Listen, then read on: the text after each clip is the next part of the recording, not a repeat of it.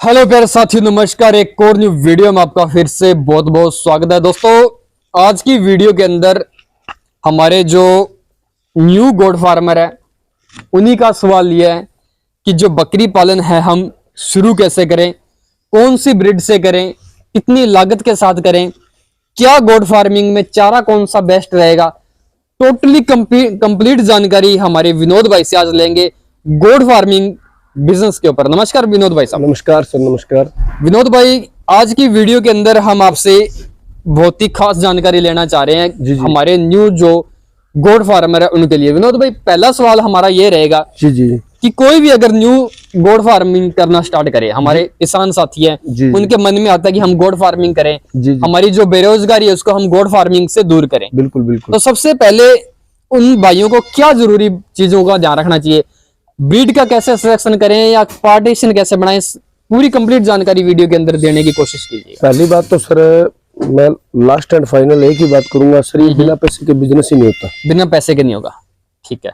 विनोद भाई, कौन से बंदे को इस बिजनेस में आना चाहिए स्पेशली बात ये कोई बड़ी बात नहीं है, लेकिन देखो आज मिडिल क्लास फैमिली से है कोई भी है तो मैं एक बात डेफिनेटली उनको बोल देता हूँ भाई, सबसे पहले आपका फ्रेंड सर्कल है तो फ्रेंड सर्कल में देखो अच्छे दोस्त भी होते हैं और बुरे भी होते हैं। जी विनोद भाई, लेकिन देखो आज अगर मुझे उस चीज में घुसना है तो अगर अपना दोस्त कह रहा है भाई यार मेरे पास जगह पड़ी आप कर सकते हो तो उस पे आप अपनी जी जान लगा दो, ठीक है। दूसरी बात, आप कौन से एरिया में रह रहे हो और वहाँ नेचुरलिटी क्लाइमेट कैसा है, ठंडी ज्यादा है या नॉर्मल है, वो क्लाइमेट के हिसाब से जानवर के हिसाब से। हाँ, वीडियो के हिसाब से मत ना करें, क्लाइमेट पहले।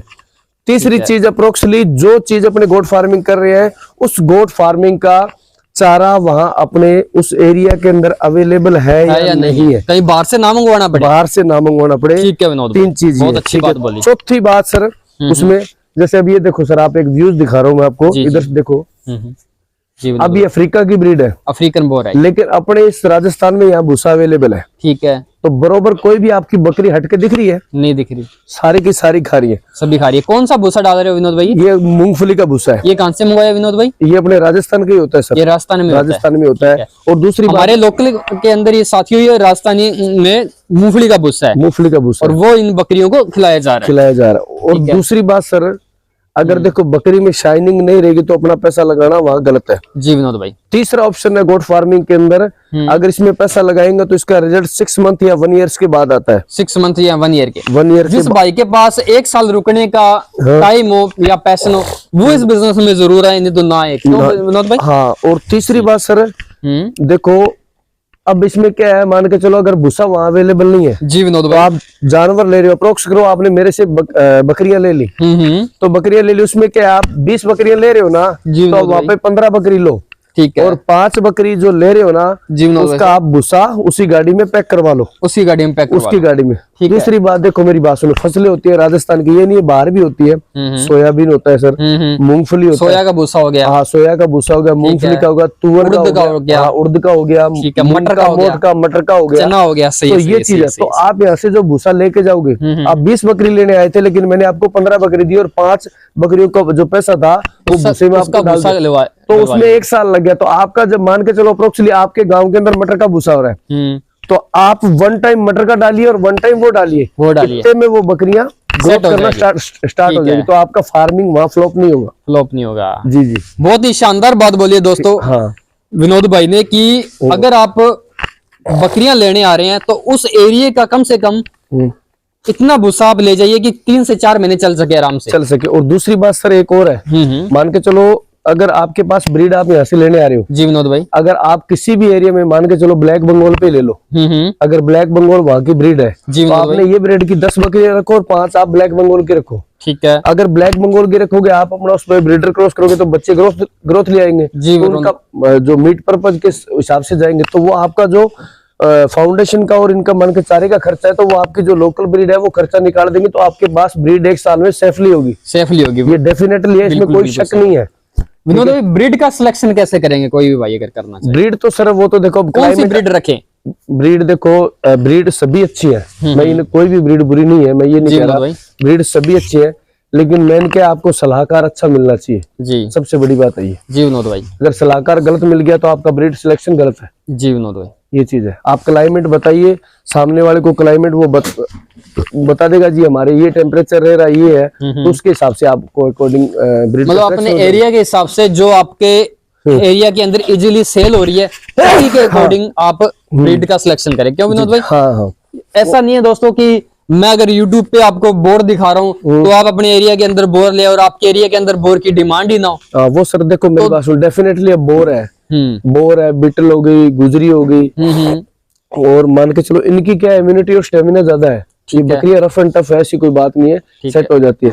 लेकिन असल क्या करते हैं, अपने अपने फार्म कर लिया, उस पर ध्यान नहीं देते और उसके बाद क्या देते हैं जी फलाने से बकरी लेके आया था, वो ये लॉस हो गया और वो हो गया, वो सब चीजें बाद में बातें होती रहती। पहले सबसे बड़ा एक बात बोलूं, एकाग्रता जरूरी है सर।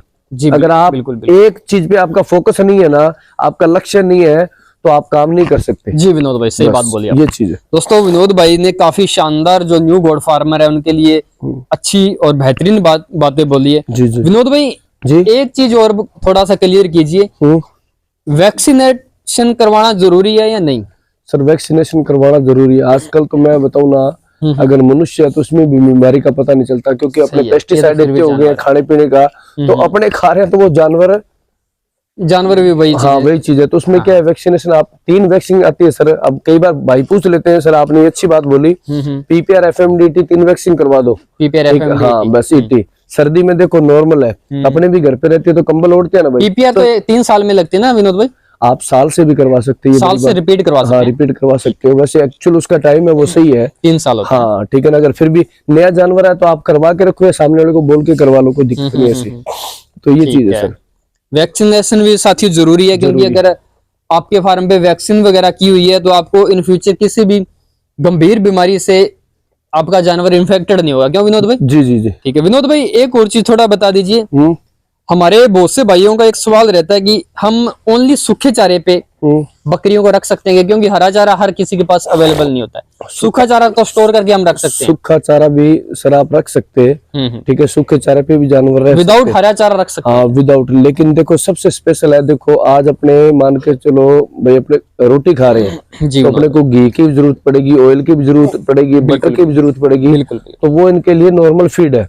अगर फीड आप नहीं दोगे तो आपका जानवर ग्रोथ नहीं करेगा, सीधी सिंपल सीधी बात है, नॉर्मल फीड। हाँ लोग कह देते हैं जी भूसा डलवा लिया, भूसे से अकेले से नहीं, फीड भी प्रॉपर जाना ही चाहिए, जाना ही चाहिए, क्योंकि जो उसकी मान के चलो ग्रोथ का सिस्टम है तो वो उससे ही बढ़ेगा।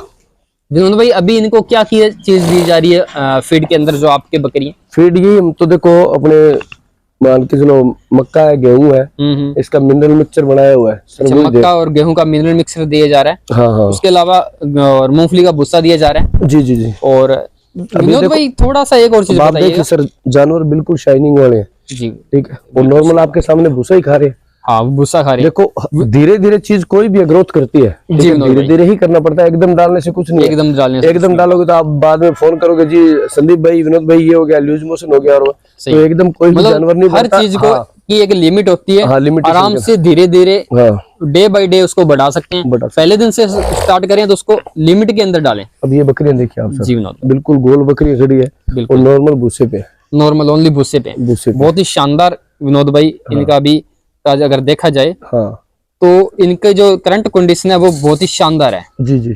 ऐसा नहीं है कि कोई बकरी की शाइनिंग कम हो या कोई कमजोर है, सभी के सभी टोटली जानवर आपके बहुत ही हेल्थी है। जी जी। विनोद भाई कोई भी भाई आपसे अगर बोर या बर्बरी या बिटल का जानवर खरीदना चाहे तो आप दे देंगे? बिल्कुल दे देंगे सर। अच्छा, ट्रांसपोर्ट का क्या रहेगा विनोद भाई? ट्रांसपोर्ट तो देखो अब आप एरिया लोकेशन है उसके, ऑल इंडिया ट्रांसपोर्टेशन में कोई दिक्कत नहीं है। ऑल ओवर इंडिया ट्रांसपोर्टेशन भी हमारे विनोद भाई करवा देंगे। अगर कोई भी भाई इनसे भी जानवर अगर आप खरीदना चाहें तो इनसे कांटेक्ट कर सकते हैं दोस्तों आप। जी जी। और जो हमारे भाई का नंबर है वो डिस्क्रिप्शन में डाल दूंगा, स्क्रीन पर शो कर दूंगा, और एक बार इन्हीं से इनका नंबर भी जान लेते हैं। विनोद भाई अपना नंबर बता दीजिए। 9784426234। ठीक है, एक बार दोबारा बताइए विनोद भाई। 978442 और 26234। जी ठीक है, बहुत बहुत शुक्रिया विनोद भाई, आपने इतनी अच्छी हमारे दर्शकों के लिए जानकारी दी है। जी जी। और कोई भी भाई अगर न्यू है चैनल पे तो चैनल को सब्सक्राइब करना बिल्कुल मत भूलिएगा। धन्यवाद।